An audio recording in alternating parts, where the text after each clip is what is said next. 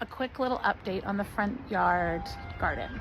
I planted 1,500 bulbs, and then when the weather warmed up, I decided that I was going to plant a wildflower mix from West Coast Seeds of Lawn Alternative. Now, I didn't follow the instructions on the packet and I planted way earlier than recommended, and last night it snowed. So when I came to look at it yesterday, or the last couple of days, all of these bulbs are coming up.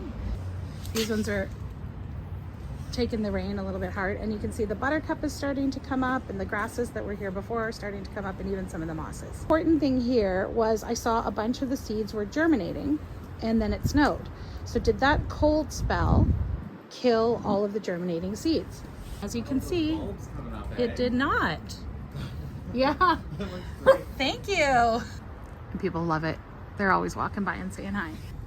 But as you can see, those little seeds are in there and they're germinating. And we are going to have the most beautiful lawn, and I'm glad I started it early.